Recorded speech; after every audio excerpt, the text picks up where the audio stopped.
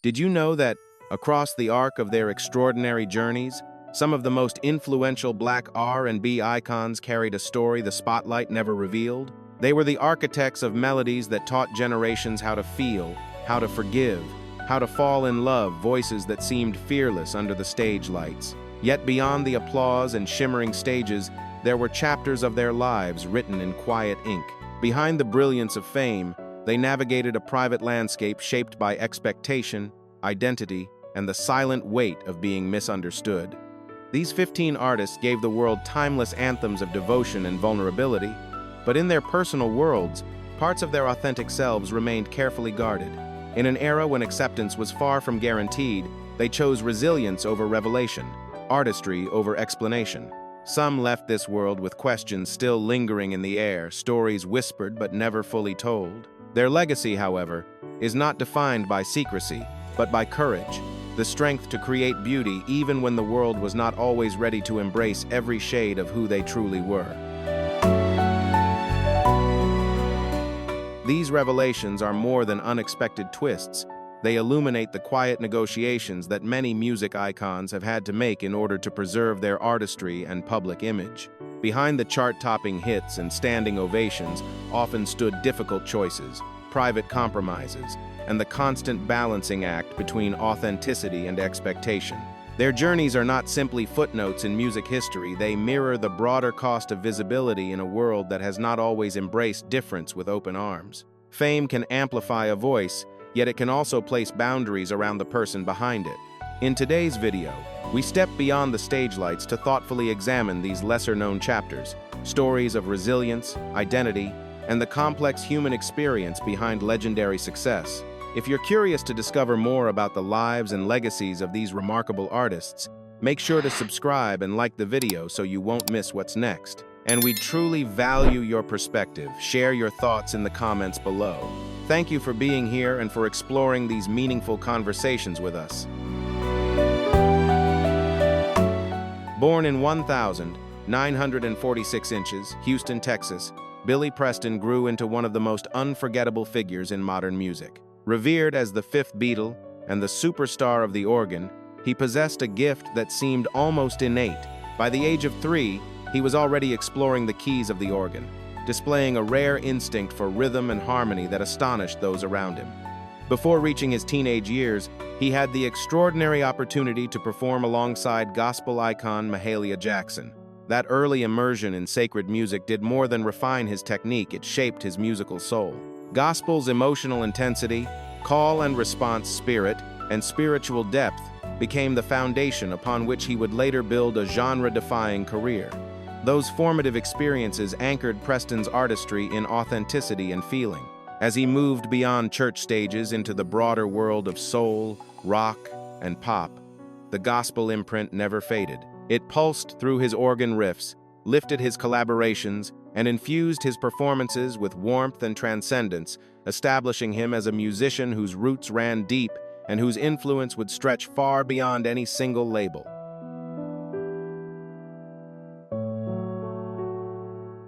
As a teenager, Billy Preston stepped into the orbit of giants. Touring and recording with trailblazers like Little Richard and Ray Charles, he absorbed the pulse of gospel-rooted rhythm and the emotional architecture of soul. Those formative collaborations were more than resume highlights. They were masterclasses that sharpened his instincts and fortified the foundation of a career defined by feel as much as finesse. His keyboard work soon became unmistakable, bright, percussive, and spiritually charged. That signature touch led him to collaborate with icons including Aretha Franklin, the Rolling Stones, Sly Stone, and George Harrison. Wherever he appeared, he didn't simply accompany, he elevated, weaving warmth and momentum into every arrangement. In a rare distinction, the Beatles invited him into their recording sessions, a gesture of trust that spoke volumes. His presence during the creation of Get Back added a buoyant groove that helped define the track's enduring energy. Earned rather than bestowed, the nickname Fifth Beatle reflected the respect he commanded an artist whose keys could bridge worlds and whose contributions left a permanent imprint on modern music history.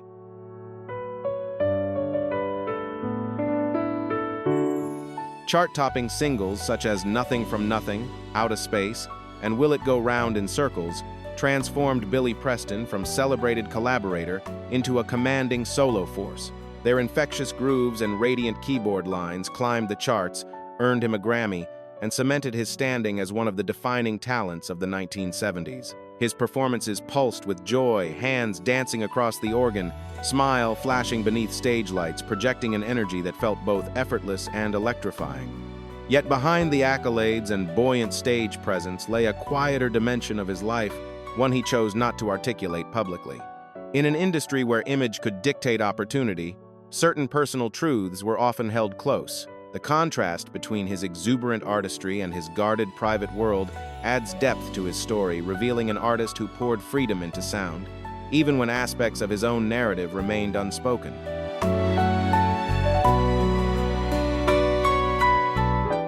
Though Billy Preston radiated brightness through buoyant melodies and electrifying performances, those closest to him understood that his inner world was far more guarded. On stage, he was all motion and joy, fingers flying across keys, smile illuminating arenas. Off stage, however, he navigated a far more cautious terrain. In an era when the R&B industry, like much of society, carried entrenched biases, openly defining one's sexuality could threaten not just reputation, but livelihood. Friends and collaborators have since acknowledged that Preston was gay. Yet during the height of his career, public disclosure felt unimaginable. The contrast between his exuberant musical persona and the restraint of his private life created a quiet tension. The same artist who infused songs with liberation and groove often lived within carefully drawn boundaries, mindful of how swiftly perception could shift opportunity. This duality added a poignant layer to his story. The freedom he expressed through rhythm did not always mirror the freedom available to him personally. Caught between visibility and vulnerability, he carried his truth discreetly, transforming silence into resilience and channeling what could not be spoken into music that continues to radiate warmth and vitality long after the final chord fades.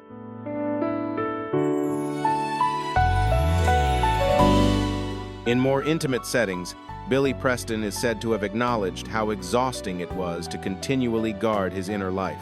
The brightness audiences witnessed the radiant smile. The kinetic energy behind the keyboard did not always reflect the stillness that followed when the applause faded. When the stage lights dimmed, friends recalled a quieter mood, a man carrying thoughts he could not freely share. He reportedly yearned for a life in which affection and identity could exist without calculation. Yet the era he inhabited made such openness feel precarious. Concerns about public scrutiny, professional repercussions, and social rejection weighed heavily, reinforcing the choice to remain discreet. The industry's unwritten rules were often as powerful as its contracts, and stepping outside them could come at a steep cost. This tension between public exuberance and private restraint adds depth to his story. The same hands that unleashed joyful chords on stage were navigating complex emotions off stage. In that contrast lies a reminder of how resilience sometimes appears as silence, and how, even within limitation, his music carried the warmth and vitality of a spirit that longed for fuller freedom.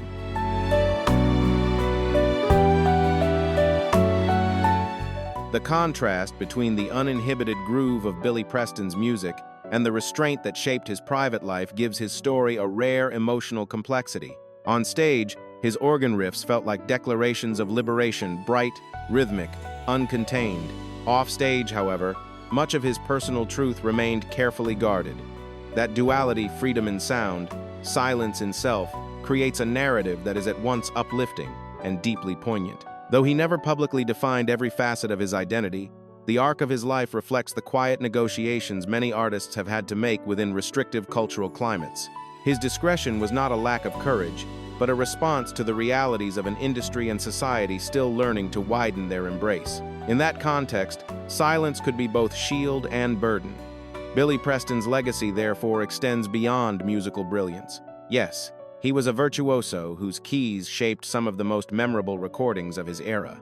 But he also represents the unseen resilience carried by those who create joy for the world while navigating private constraints. His story reminds us that progress often comes slowly, and that behind every radiant performance may lie a deeper human journey marked by strength, vulnerability, and the enduring hope for acceptance.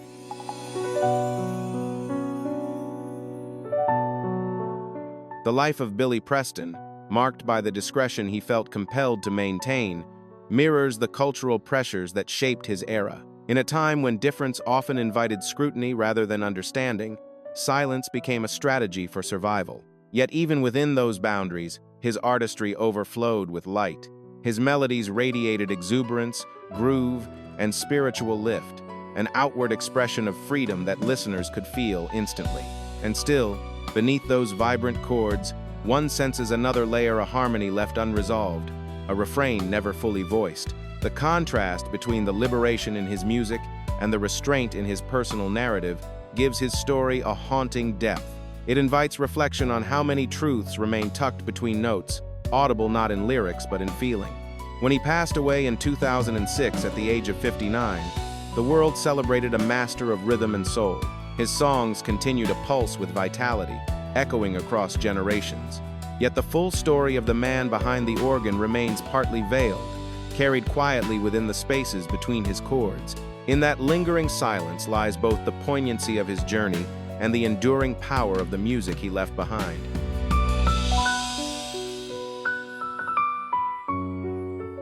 Born in 1,945 inches, Chicago, Illinois, Donny Hathaway would become one of the most emotionally resonant voices in American music history. His songs did more than entertain, they reached into the quietest chambers of the human heart, translating longing, hope, and vulnerability into unforgettable melodies. From an early age, music surrounded him like a second language. Raised in a family steeped in gospel tradition, with a grandmother who sang in church, Hathaway absorbed the spiritual depth and expressive power that would later define his artistry. That foundation followed him to Howard University in Washington, D.C., where his gifts flourished. As a student, his piano skills and intricate arrangements quickly distinguished him among his peers. He was not only a vocalist of rare sensitivity, but also a musician who understood structure, harmony, and the emotional architecture of a song. By the 1970s, Hathaway had begun crafting a career marked by sophistication and soul.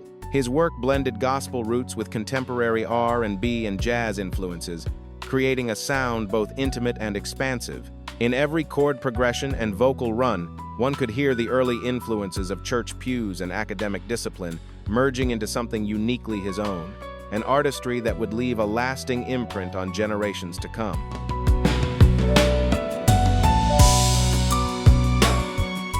Donny Hathaway possessed a musical intellect that extended far beyond performance. He was a composer and arranger of rare depth, weaving together gospel's spiritual intensity, jazz's improvisational freedom, R&B's emotional directness, and even touches of classical structure into a sound uniquely his own.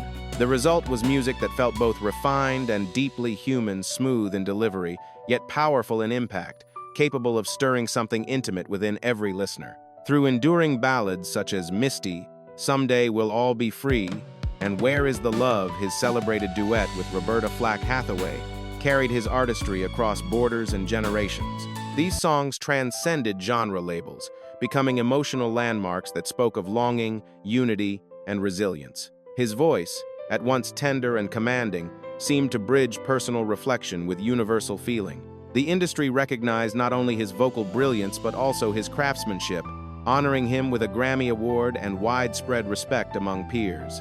Yet awards alone cannot capture the essence of his contribution. Hathaway's music endures because it touches something timeless, reminding us of love's fragility, connection's necessity, and hope's quiet persistence.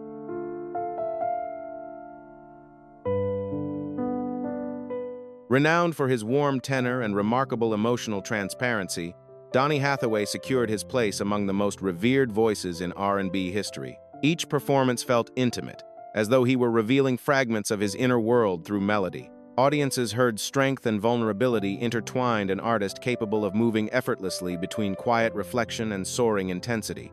Yet behind the brilliance of his stage presence lay struggles that were far less visible. Hathaway lived with significant mental health challenges, navigating periods of profound psychological distress even as his career flourished. The same sensitivity that allowed him to interpret songs with such depth may also have amplified the weight he carried privately. His internal conflicts were not always apparent to the public, but those close to him understood that his artistry was intertwined with a complex emotional landscape. Over the years, speculation circulated about aspects of his personal life, including whispers regarding his sexuality. However, Hathaway never publicly defined himself in that way, and much of what was said remained in the realm of rumor rather than confirmation. What remains certain is that his life was shaped by pressures both internal and societal that added layers of complexity to his journey. In the end, his legacy rests not on conjecture, but on the timeless resonance of a voice that continues to speak directly to the human spirit.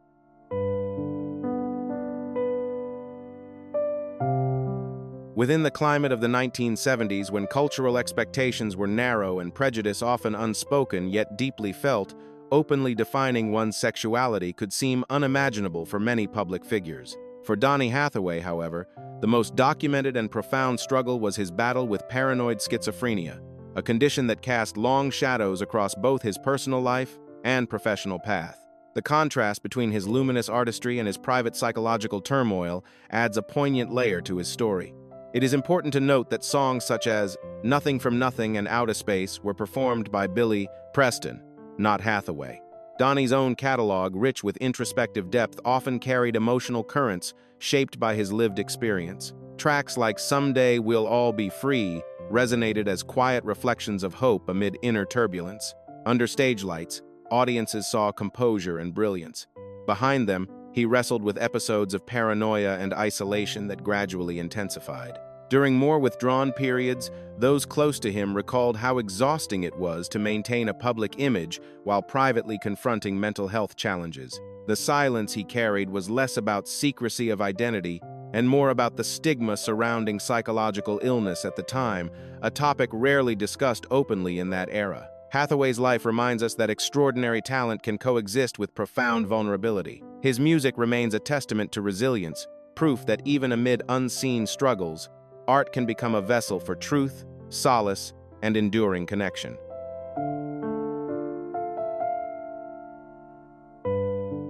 For many listeners, Donny Hathaway's recordings feel like intimate confessions, emotions carried in tone rather than declared in words. The power of his music lies not only in melody, but in the depth beneath it, the tremor in a phrase, the ache behind a sustained note.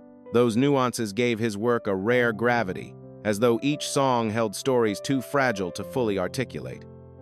On the 13th of January 1979, Hathaway died at the age of 33 after falling from a hotel window in New York. Authorities ruled his death a suicide, a conclusion that stunned the music world and cast a long shadow over his legacy. The loss felt abrupt and incomprehensible, especially for an artist whose voice had offered solace to so many. Hathaway had been living with severe mental health challenges, including paranoid schizophrenia, and had experienced periods of hospitalization and intense psychological distress. While it is impossible and not responsible to reduce such a complex life to a single cause, his documented struggles with mental illness were significant factors in the difficult years leading up to his death. Speculation about unspoken secrets often circulates around public figures, but what is firmly known is that he was battling a serious health condition at a time when understanding and treatment options were far more limited than today. His story is ultimately one of extraordinary talent intertwined with profound vulnerability. Rather than defining him by the tragedy of his passing, it may be more meaningful to remember the enduring beauty he created, the songs that continue to comfort, connect, and uplift across generations.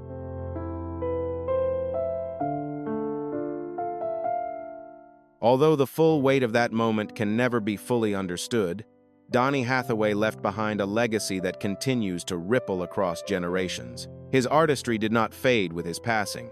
Instead, it deepened in meaning. The emotional precision in his phrasing, the spiritual gravity in his arrangements, and the vulnerability woven into his recordings became touchstones for those who followed. Artists such as Alicia Keys, John Legend, and Stevie Wonder have all spoken of Hathaway as a profound influence, an artist whose sincerity and musical intelligence set a standard for soul and R&B. His work became a kind of compass, guiding newer voices toward authenticity and emotional depth. Even decades later, his songs continue to resonate, soft yet commanding, fragile yet enduring. They remind listeners that behind extraordinary talent often lies extraordinary sensitivity. Hathaway's story, while marked by hardship, ultimately underscores the resilience of art itself, that even amid silent battles, music can transcend pain and offer connection, comfort, and lasting inspiration.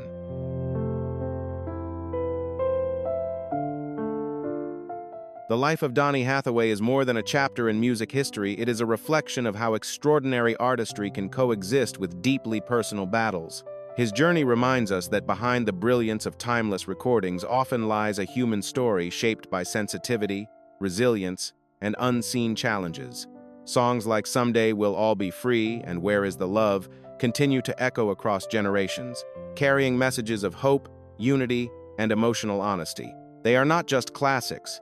They are living conversations between past and present, whispers of vulnerability that still find new listeners every day. If Hathaway's story moves you, share your perspective in the comments below. Leave a 1 if his journey resonates with you, or a 0 if you see it differently, and tell us why.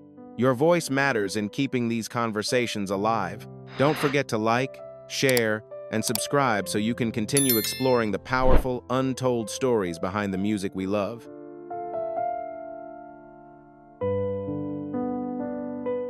Marvin Gaye was far more than a celebrated vocalist. He became one of the defining voices of the Motown era, shaping the emotional soundtrack of a generation. Born in 1939 inches, Washington, D.C., he began singing in his father's church, where gospel harmonies laid the foundation for his expressive style. That early immersion in spiritual music cultivated the depth and sensitivity that would later distinguish him in popular music. By the 1960s and 1970s, Gaye had risen to prominence as one of Motown's brightest stars. Songs like "Ain't No Mountain High Enough," "Let's Get It On," and "Sexual Healing" not only climbed the charts but also became cultural landmarks. His smooth yet emotionally charged tenor, combined with introspective songwriting, earned him the affectionate title Prince of Motown. What set Marvin Gaye apart was his ability to blend sensuality with social awareness, romance with reflection. His music transcended simple entertainment. It invited listeners into intimate conversations about love, longing, and the human condition. Decades later, his melodies continue to resonate, proof that true artistry does not fade, but deepens with time.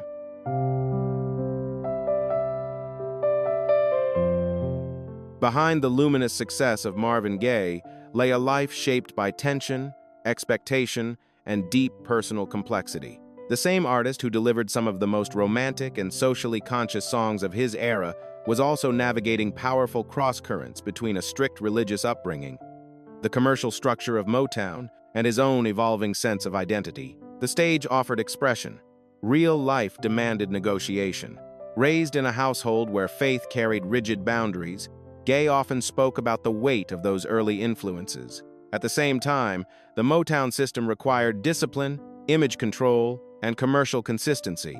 Balancing spiritual inheritance with artistic freedom was no simple task, and that friction became part of the emotional intensity heard in his later work. Over the years, speculation circulated about various aspects of his personal relationships, including rumors of same-sex connections. Gaye never publicly defined himself in those terms, and much of what was discussed remained rumor rather than confirmed fact. What is clear, however, is that he wrestled with profound inner conflict, questions of self, faith, love, and expectation. Those struggles infused his music with an urgency and vulnerability that continue to resonate. His story reminds us that even icons often carry invisible battles beneath their brilliance.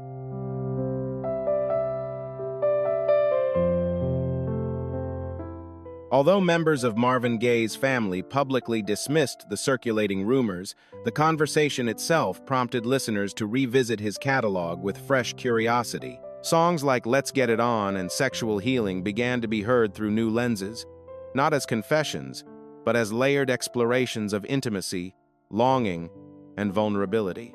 Yet it is important to distinguish interpretation from evidence. There is no verified record of Gaye identifying as gay or bisexual, and much of the speculation remains unconfirmed.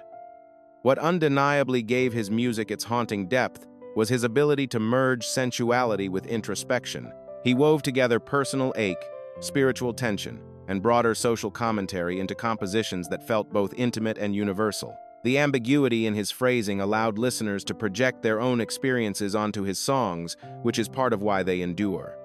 His personal life, however, was marked by well-documented struggles, turbulent relationships, financial strain, and the emotional impact of a strict upbringing. These pressures, rather than rumor alone, shaped the complexity heard in his voice. The contrast between the seductive warmth of his melodies and the weight he carried privately adds nuance to his legacy. Marvin Gaye's story reminds us that artistry often emerges from contradiction, and that the most powerful songs sometimes arise from lives lived at the edge of expectation and self-discovery.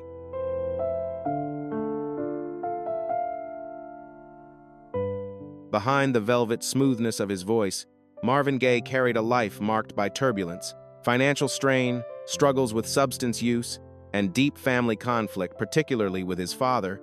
A strict pastor created emotional fault lines that followed him for years. These pressures did not exist separately from his art. They flowed directly into it, shaping the vulnerability and urgency listeners could hear between every note. Out of that tension emerged What's Going On, a landmark work of social reflection that transcended entertainment. While widely recognized as a bold commentary on war, injustice, and division, the song also carried undertones of personal searching. It felt like both a public question and a private plea, a man trying to reconcile the world around him with the storm within. Gaye's voice possessed a rare paradox. It felt intimately close, as if whispering directly into the listener's ear, yet emotionally distant, as though part of him remained guarded. That duality gave his music its haunting resonance. Tragically, his life ended in violence in 1984, when he was fatally shot during a domestic altercation. The loss shocked the world, leaving behind not only a catalog of timeless music, but also the lingering sense of a gifted soul whose inner battles were never fully resolved.